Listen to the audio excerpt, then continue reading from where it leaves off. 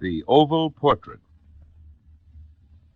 The chateau into which my valet had ventured to make forcible entrance, rather than permit me in my desperately wounded condition to pass a night in the open air, was one of those piles of commingled gloom and grandeur which have so long frowned among the Apennines, not less in fact than in the fancy of Mrs. Radcliffe. To all appearance, it had been temporarily and very lately abandoned. We established ourselves in one of the smallest and least sumptuously furnished apartments. It lay in a remote turret of the building. Its decorations were rich, yet tattered and antique. Its walls were hung with tapestry and bedecked with manifold and multiform armorial trophies, together with an unusually great number of very spirited modern paintings in frames of rich golden arabesque. In these paintings, which depended from the walls not only in their main surfaces, but in very many nooks which the bizarre architecture of the chateau rendered necessary, in these paintings, my incipient delirium, perhaps, had caused me to take deep interest, so that I bade Pedro to close the heavy shutters of the room, since it was already night, to light the tongues of a tall candelabrum which stood by the head of my bed, and to throw open far and wide the fringed curtains of black velvet which enveloped the bed itself.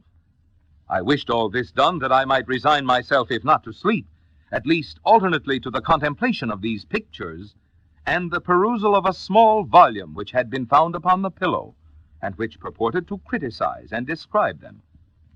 Long I read, and devoutly I gazed. Rapidly and gloriously the hours flew by, and the deep midnight came. The position of the candelabrum displeased me, and outreaching my hand with difficulty rather than disturb my slumbering valet, I placed it so as to throw its rays more fully upon the book. But the action produced an effect altogether unanticipated. The rays of the numerous candles, for there were many, now fell within a niche of the room which had hitherto been thrown into deep shade by one of the bedposts. I thus saw in vivid light a picture all unnoticed before. It was the portrait of a young girl just ripening into womanhood. I glanced at the painting hurriedly and then closed my eyes. Why I did this was not at first apparent even to my own perception. But while my lids remained thus shut, I ran over in mind my reason for so shutting them. It was an impulsive movement to gain time for thought, to make sure that my vision had not deceived me, to calm and subdue my fancy for a more sober and more certain gaze. In a very few moments I again looked fixedly at the painting. That I now saw aright I could not and would not doubt, for the first flashing of the candles upon that canvas had seemed to dissipate the dreamy stupor which was stealing over my senses, and to startle me at once into waking life. The portrait, I have already said, was that of a young girl. It was a mere head and shoulders, done in what is technically termed a vignette manner, much in the style of the favorite heads of Sully. The arms, the bosom, and even the ends of the radiant hair melted imperceptibly into the vague yet deep shadow which formed the background of the whole. The frame was oval, richly gilded and filigreed in Moresque. As a thing of art, nothing could be more admirable than the painting itself. But it could have been neither the execution of the work nor the immortal beauty of the countenance which had so suddenly and so vehemently moved me. Least of all could it have been that my fancy, shaken from its half-slumber, had mistaken the head for that of a living person. I saw at once that the peculiarities of the design, of the vignetting, and of the frame must have instantly dispelled such idea, must have prevented even its momentary entertainment. Thinking earnestly upon these points, I remained for an hour, perhaps, half sitting, half reclining, with my vision riveted upon the portrait. At length, satisfied with the true secret of its effect, I fell back within the bed. I had found the spell of the picture in an absolute life-likeliness of expression, which at first startling, finally confounded, subdued, and appalled me. With deep and reverent awe, I replaced the candelabrum in its former position. The cause of my deep agitation being thus shut from view, I sought eagerly the volume which discussed the paintings and their histories.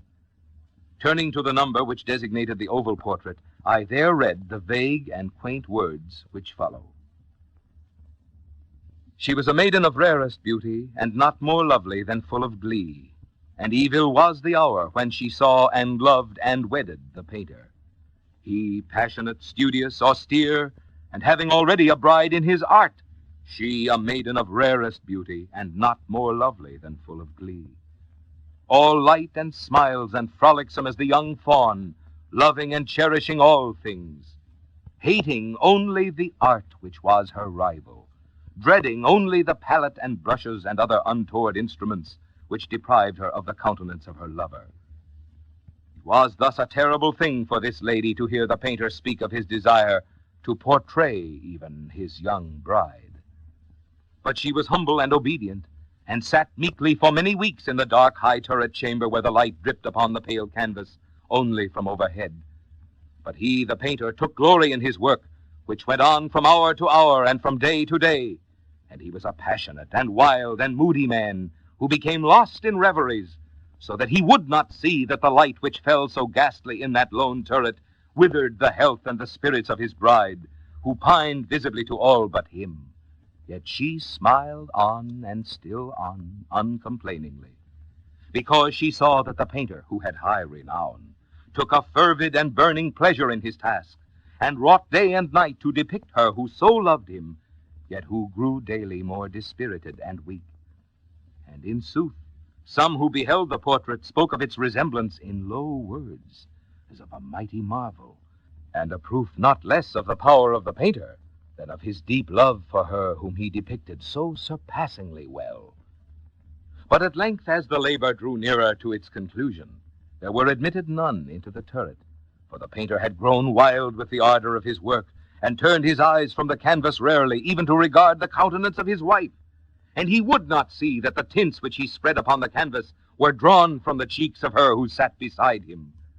And when many weeks had passed, and but little remained to do, save one brush upon the mouth and one tint upon the eye, the spirit of the lady again flickered up as the flame within the socket of the lamp. And then the brush was given, and then the tint was placed, and for one moment the painter stood entranced before the work which he had wrought. But in the next, while he yet gazed, he grew tremulous and very pallid and aghast, and crying with a loud voice, "This is indeed life itself," turned suddenly to regard his beloved. She was dead.